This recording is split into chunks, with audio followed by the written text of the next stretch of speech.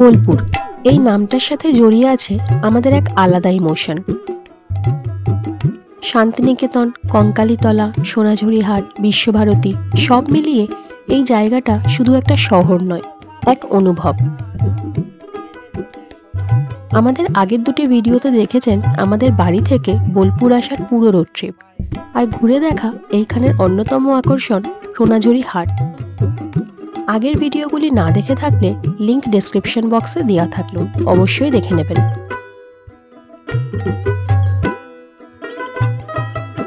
আজ বোলপুরে আমাদের দ্বিতীয় দিন, আর আজকে আমরা ঘুরে দেখব এখানকার কিছু লোকাল সাইট সিন, যেখানে প্রকৃতি, মাটি আর রবি ঠাকুরের ছোঁয়া একসাথে মিশে আছে। তাহলে চলুন আজকের পর্বটা শুরু করা যাক।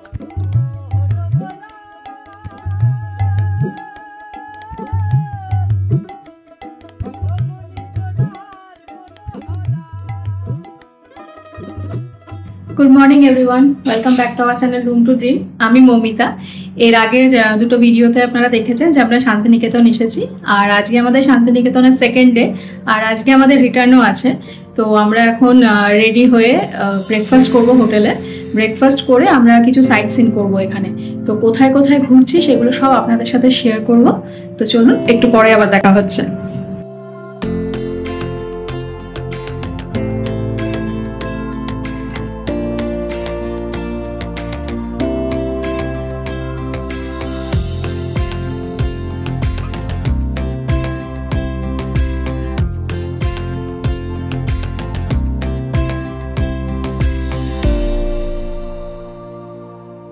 আমরা ব্রেকফাস্ট করতে চলে এসেছি, আর এখানে পুরো বুফে সিস্টেম রয়েছে।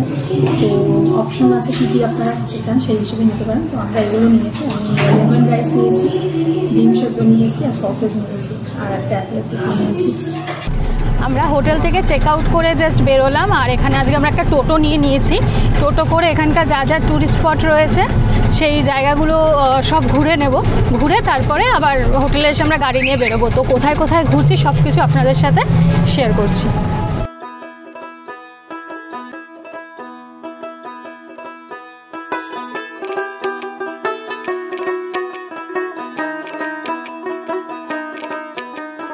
এইভাবে সুন্দর গ্রাম্য রাস্তা ধরে আমরা এসে পৌঁছালাম কঙ্কালীতলা।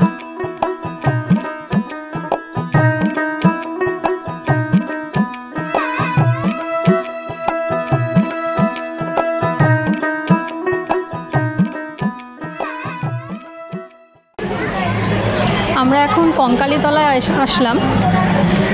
আজকে পুজো আমরা দিচ্ছি না, আমরা এই জায়গাটা পুরো ঘুরে দেখব।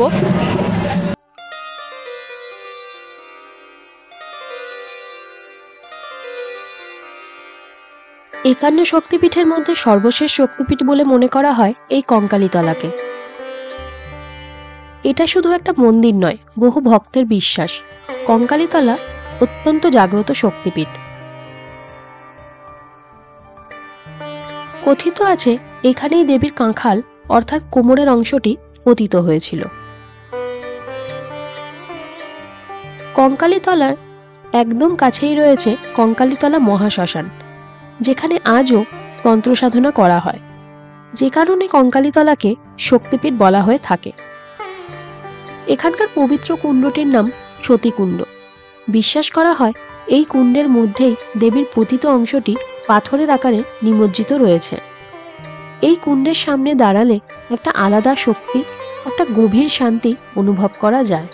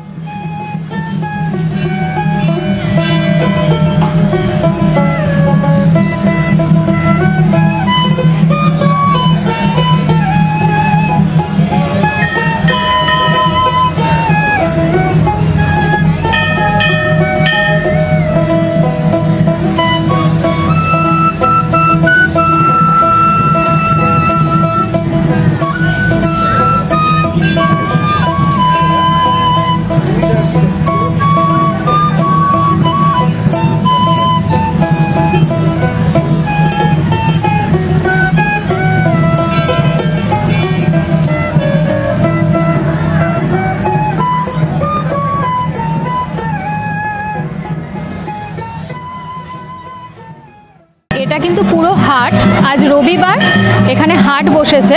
তো এই হাটটাতেও আমরা যাব, গিয়ে আপনাদের পুরো দেখাচ্ছি। সকাল 10টা বেজে গেছে, হাটও কিন্তু পুরো দমে একদম শুরু হয়ে গেছে।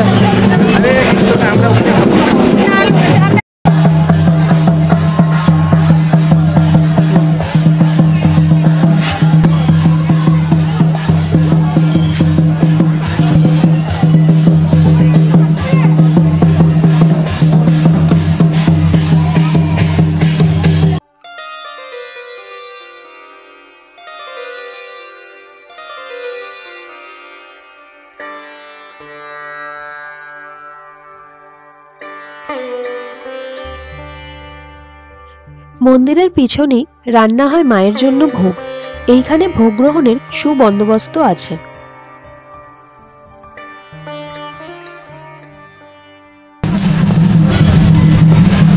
মন্দিরের পাশ দিয়ে রাস্তা রয়েছে কোপাই নদীর যে ঘাট আছে সেখানে যাওয়ার, তো সেখানেই আমরা এখন যাচ্ছি। মন্দিরের ঠিক পিছন দিকটাতে শান্তভাবে নিজের মতন বয়ে চলেছে কোপাই নদী। আমাদের ছোট নদী চলে আঁকেবাঁকে, বৈশাখ মাসে তার হাঁটু জল থাকে। কবিগুরু তার লেখা ও গানে কোপাই নদীর উল্লেখ করেছেন বহুবার। কোপাই নদীর পাড়ে যেন সাহিত্য আর ভক্তি একসাথে মিশে গেছে।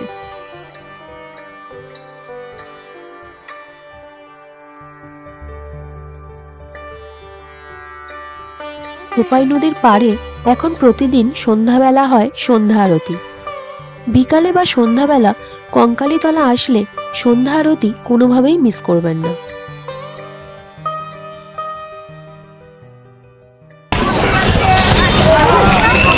কঙ্কালী মায়ের মন্দির থেকে বেরিয়ে একটু আগেই রয়েছে ভৈরবনাথের মন্দির। এই সেই মন্দির।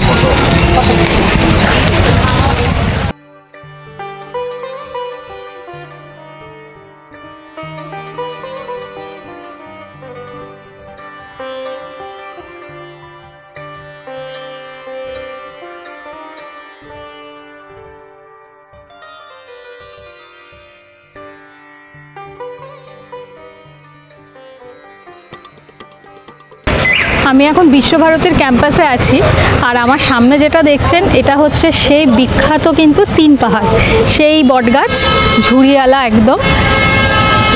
আর এটা কিন্তু খুব পরিচিত আমাদের, কারণ আমাদের ছোটবেলার যে পাঠ্য বই সহজ পাঠ তার কভার পেজে কিন্তু এইটাই আছে, এই ছবিটাই কিন্তু আছে।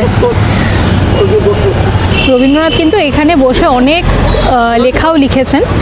আর মহর্ষি দেবেন্দ্রনাথ যিনি ছিলেন তিনি কিন্তু এই গাছ যখন ছোট ছিল তখন এখানে জলও দিতেন, প্লাস এখানে তিনি সন্ধ্যাবেলা ধ্যানও করতেন। এই গাছটার আনুমানিক বয়স হচ্ছে 250 ইয়ার্স।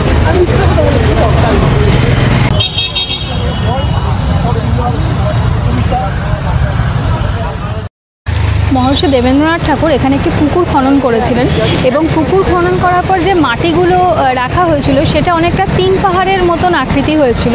আর রবীন্দ্রনাথ ঠাকুর যখন এখানে 12 বছর বয়সে জোড়াসাঁকো ছেড়ে এই জায়গায় চলে আসেন শান্তিনিকেতনে, তখন ওনারা ওখানে খেলাধুলা করতেন। তো খেলাধুলা করার সময় ওনারা ওই যে মাটি ঢিবি তৈরি হয়েছিল সেটাকে 3 পাহাড় বলে চিৎকার করতেন বা ডাকাডাকি করতেন। সেই জায়গা থেকে কিন্তু এখানকার নাম হয়েছিল 3 পাহাড়।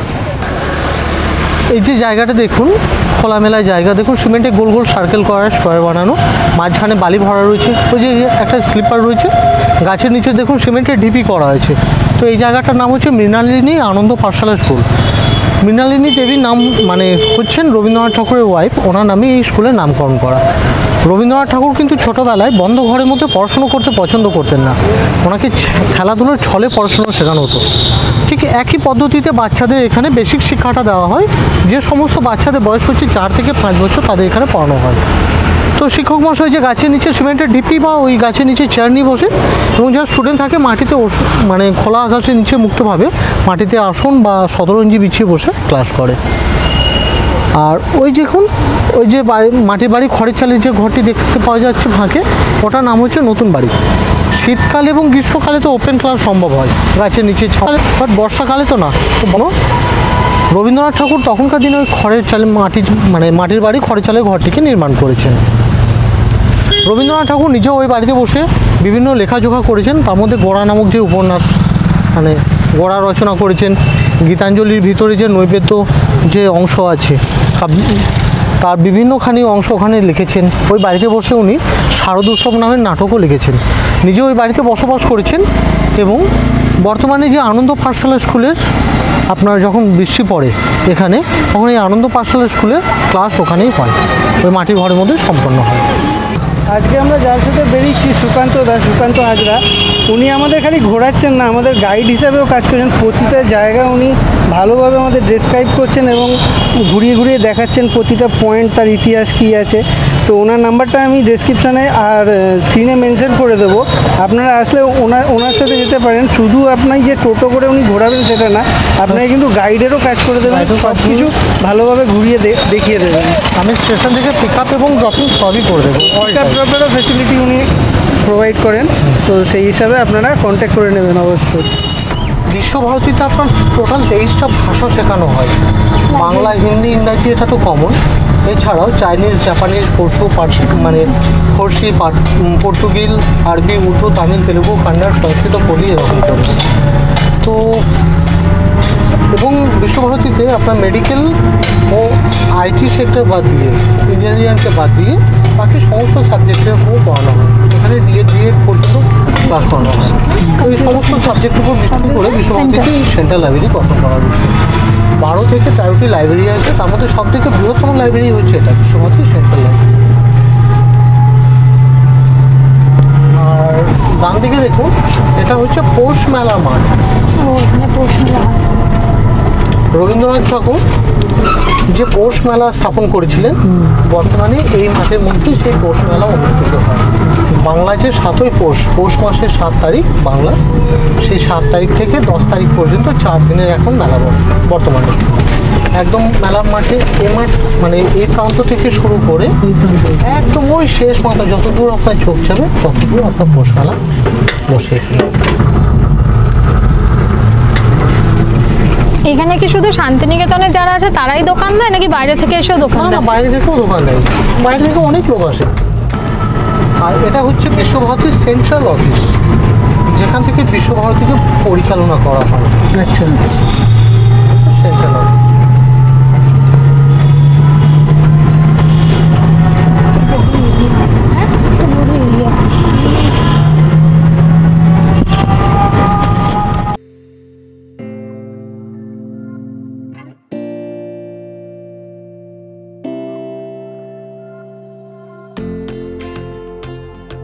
এই উপাসনাগৃহ শান্তিনিকেতনের একটি অনন্য সৃষ্টি। এটি নির্মাণ করেন মহর্ষি দেবেন্দ্রনাথ ঠাকুর। এই উপাসনাগৃহটি জার্মান কাঁচ দিয়ে তৈরি এবং প্রতি বুধবার এই উপাসনাগৃহ খুলে দেওয়া হয় প্রার্থনার জন্য।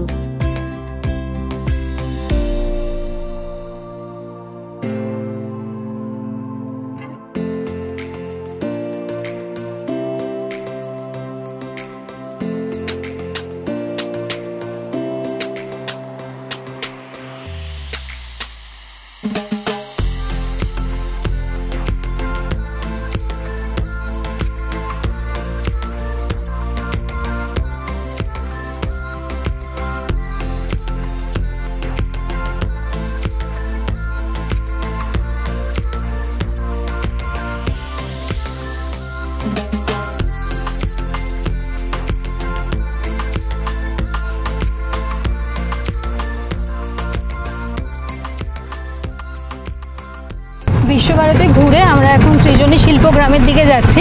মাঝখানে ডিয়ার পার্ক করেছিল, বাট আমরা ডিয়ার পার্কে আর যাইনি, কারণ এর আগে আমরা একবার ডিয়ার পার্ক গেছি।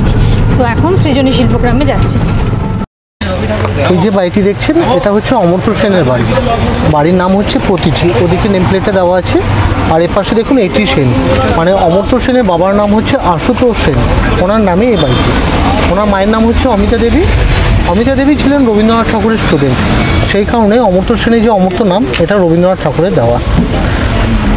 রবীন্দ্রনাথ ঠাকুরের পরে দ্বিতীয় নোবেলজয়ী বাঙালি হচ্ছেন অমর্ত্য সেন। উনি 1998 সালে নোবেল প্রাইজ পেয়েছেন। বর্তমানে উনি বিদেশে থাকেন, ওনার বয়স হচ্ছে 92+। একদম ঝুঁকে গেছেন, বছরে 2-1 বার আসেন, 2-3 দিন থাকেন, আবার চলে যান। ওদের পুরনো কেয়ারটেকারটাই দেখাশোনা করে বাড়িটা, এবং পশ্চিমবঙ্গে পুলিশ এখানে পাকড়া দেয়।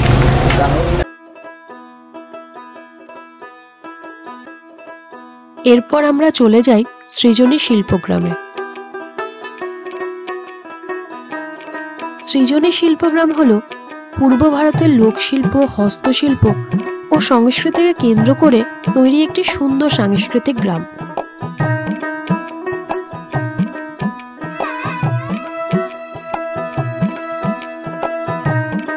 এটি ইস্টার্ন জোনাল কালচারাল সেন্টারের অধীনস্থ, যেখানে পূর্ব ও উত্তর পূর্ব ভারতের নানা রাজ্যের লোকজ শিল্প, নৃত্য, সঙ্গীত ও হস্তশিল্পকে একসঙ্গে তুলে ধরা হয়।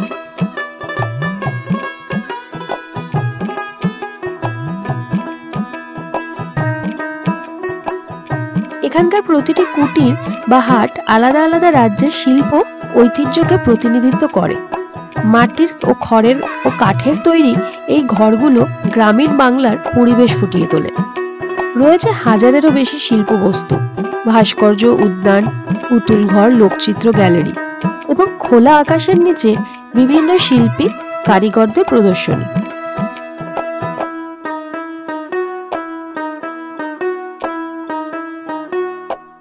এখানে প্রায়ই বাউল গান, লোকনৃত্য ও বিভিন্ন সাংস্কৃতিক পরিবেশনা হয়, যার ফলে জায়গাটি আরো প্রাণময় হয়ে ওঠে।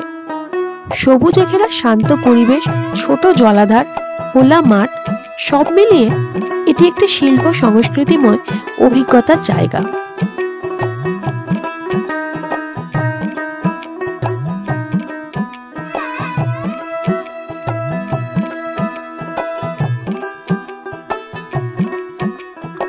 বোলপুর বা শান্তিনিকেতন ঘুরতে এলে সৃজনী শিল্পগ্রাম অবশ্যই দেখার মতো একটি শিল্প ও সংস্কৃতির কেন্দ্র।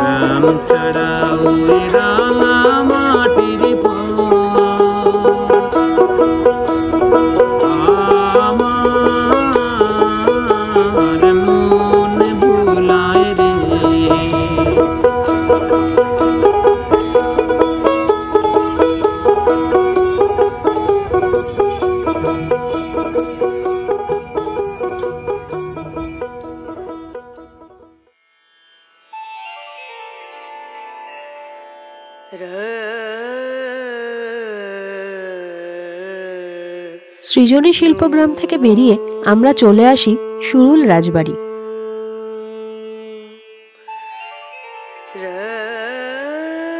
1750 সালে শ্রীনিবাস সরকার এই বাড়িটি নির্মাণ করেন। যদিও বা সরকার এনাদের পদবি নয়, ইংরেজদের থেকে পাওয়া উপাধি। এটি বীরভূম বোলপুরে অবস্থিত প্রায় 300 বছরের পুরনো একটি ঐতিহাসিক জমিদার বাড়ি।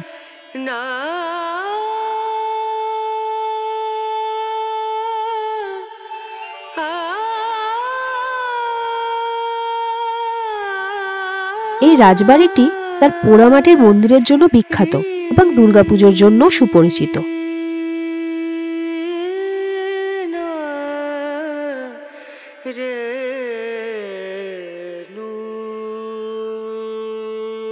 রাজবাড়ির কিছু অংশ জনসাধারণের জন্য উন্মুক্ত, তবে পুরো রাজবাড়িটি নয়।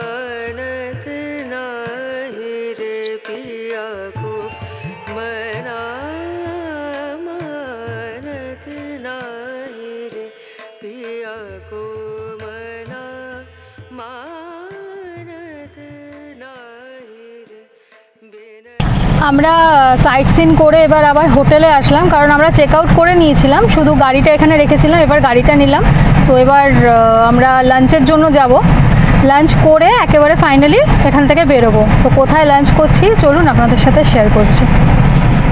আমরা এখন লাঞ্চ করতে চলে এসেছি বরিশালের রান্নাঘরে, আর প্রায় দুপুর তো হয়েই গেছে আর প্রচণ্ড খিদে পেয়েছে। তো আগে লাঞ্চটা করে নিই, তারপরে আবার আপনাদের সাথে কথা বলছি। তো আমরা লাঞ্চ করে এবার বেরোলাম, আর এবার আমাদের ফাইনালি বাড়ির দিকে যাচ্ছি। আর ফেরার রাস্তা তো নতুন করে দেখানোর কিছু নেই, কারণ যে রাস্তা দিয়ে এসেছি সেই রাস্তা দিয়েই ফিরবো। তো আমাদের এই শান্তিনিকেতন যে সিরিজটা আছে সেটা আপনাদের কেমন লাগলো অবশ্যই আমাদের জানাবেন। যদি ভালো লাগে তাহলে লাইক করবেন, কমেন্ট করে জানাবেন। আর যদি কেউ এখনও সাবস্ক্রাইব না করে থাকেন তাহলে রিকোয়েস্ট রইল প্লিজ সাবস্ক্রাইব করবেন। তো দেখা হচ্ছে নতুন কোনো ট্রিপে আবার, ততদিনের জন্য চলুন বাই।